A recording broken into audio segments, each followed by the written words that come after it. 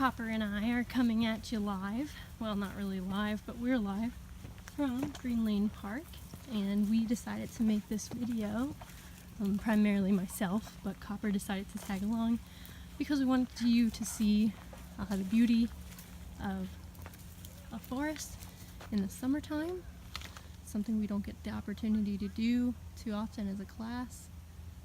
We just wanted to show you a few native, non-native, and some invasive species. So the good, the bad, and the ugly.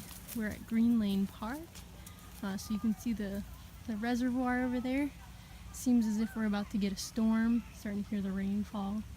But we wanted you to get a good idea of what some species are in a forest and also meadow and lake ecosystem. So we hope to show you some more today, or maybe we'll come back a little later today and show them some more.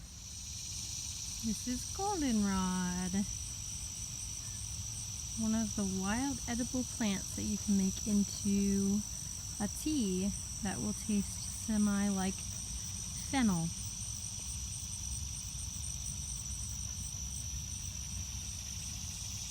Often grows in full sun, on the edge of the forest or in a meadow. Queen Anne's lace.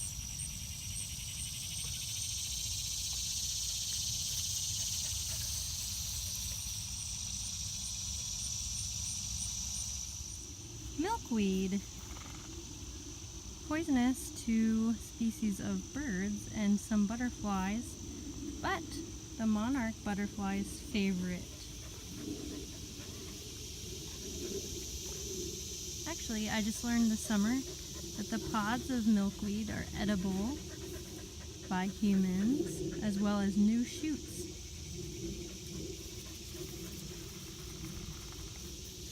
Poison ivy, native to North America, but the oils on the leaves, stems, and other roots of poison ivy create an itchy rash. Enjoys living on the edge area, as you can see, and also thrives with an abundance of carbon dioxide. This is a white pine tree, and you can see there's some oak deciduous trees growing up underneath it. You can tell it's an eastern white pine because when you take a bundle of its needles, like this one, you'll notice that there are 5 needles in the bundle. And there's also 5 letters in the word white, W-H-I-T-E. So that's one way to remember the eastern white pine. And Copper is rather bored by our nature walk today, but I thought it could be a helpful way to get to know some species without going outside. Right, Copper? You a good boy? You going on a nature walk? Good boy, Copper. Here's some clover. Clover is actually a legume, and there are different species of clover, which I am not very versed in identifying.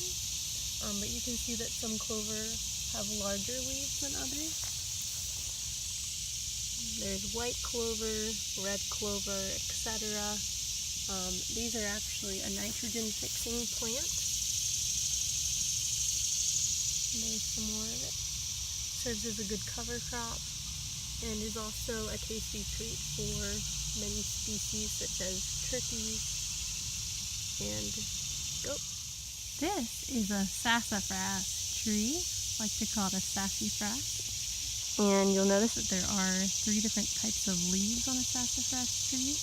There's one that looks like a mitten, like this. Okay, there's one that looks like a typical simple leaf, just like this.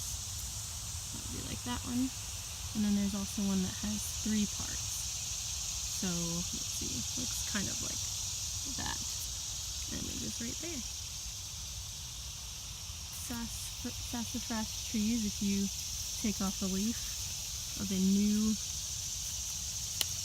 fresh leaf, you can actually have a taste of the stem, and the sap of the tree is edible, and it's used to make sarsaparilla soda. Tastes a little bit spicy and a little bit sweet. Pretty good. The sassafras tree.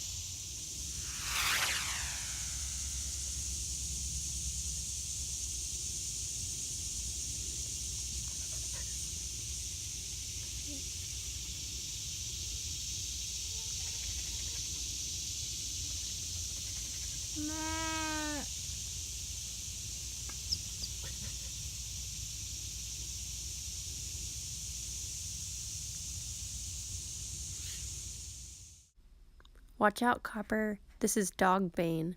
This is known to cause cardiac arrest in dogs, killing them. It's also used to make a type of fiber called hemp, which could be used to make jewelry or rope. Can you identify this plant? With 3 types of leaves, a mitten, a simple leaf, and a 3-part leaf, used to make sarsaparilla. That's right, it's sassafras.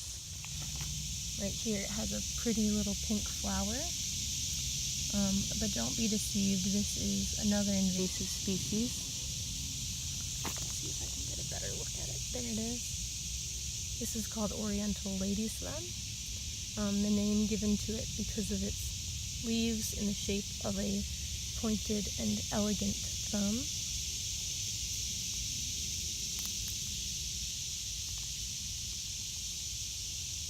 This one is often found alongside the Japanese stiltgrass in a disturbed area, and it quickly takes over the niche of native grasses and other flowers, and it is also not eaten by many species in this area as of now. The MULTIFLORA rose. It has some nice thorns on it, as you can see. Looks like a nice little rose. Right now it doesn't have flowers on it. Was introduced into landscaping and horticulture and quickly spread, and it is also pretty awful to encounter as there are lots of very small but very terrible thorns on it.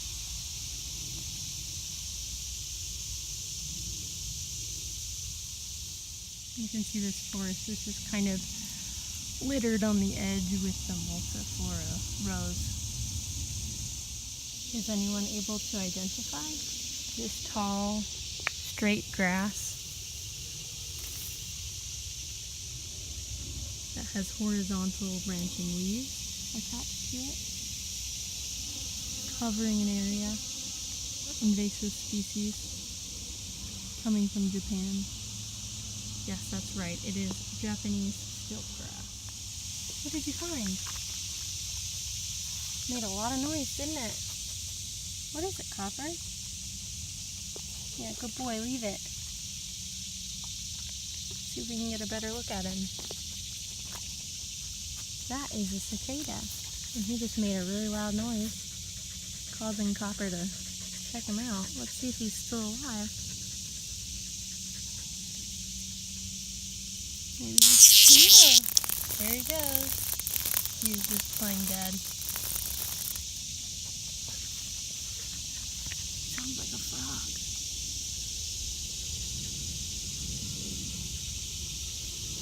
Is he gonna go? He's kind of scary. Let's get him to go. Come on. Whoa.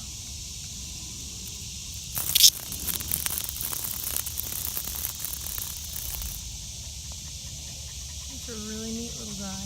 What is it, Copper? What is it? Leave it. Leave it. Leave it. Copper, leave it. Hey, leave it. Good boy.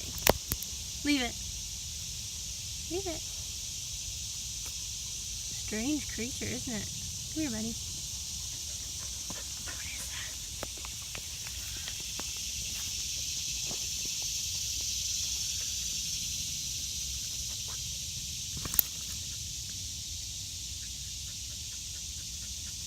He's kind of scary.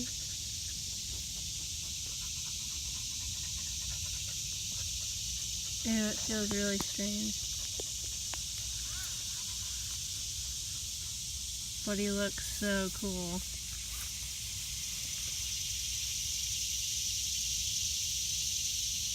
Look at those wings. So intricate. Should get him under the microscope later. I mean, not him, but maybe a dead relative or something.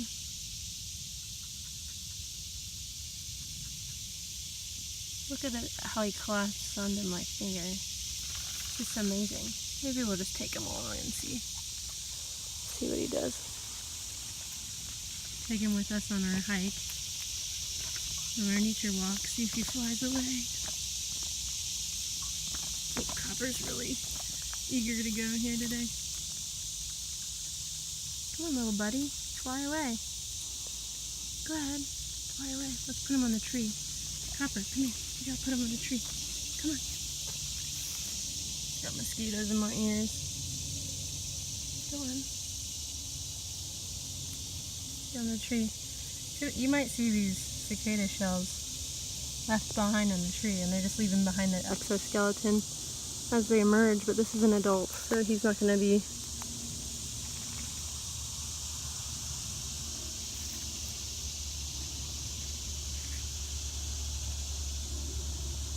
doing that anytime soon. See you later, cicada. Have a good day.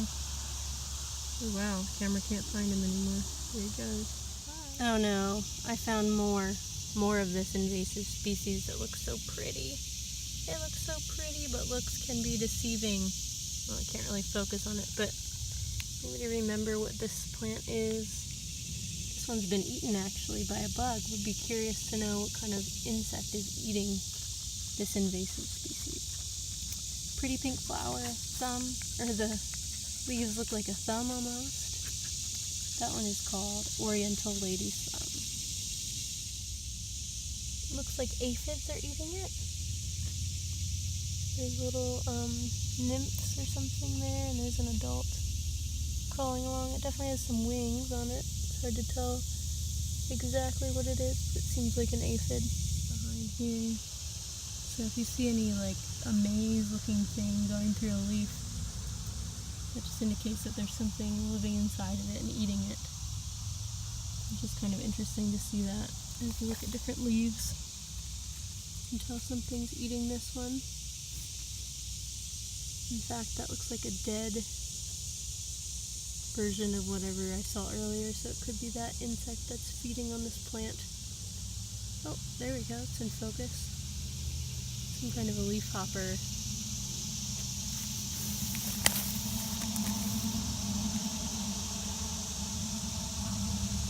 if we can get him here.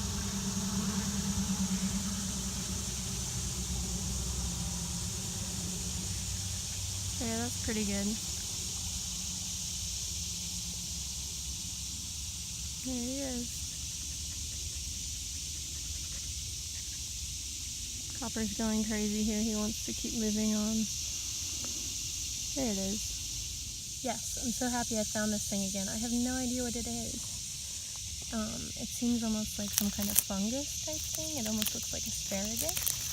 And this one, interestingly enough, has a bumblebee crawling on it. It's so interesting what you can find if you are just looking. And I'll have to go back home and try to identify this one a little bit later.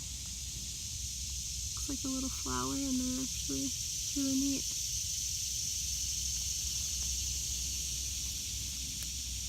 Yeah, it's definitely flowers. It's just so interesting what you find along the surface of the forest floor, especially when it's so rainy like it has been. Here's another type of insect.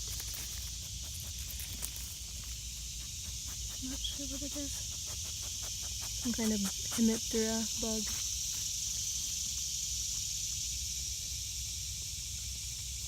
Pretty.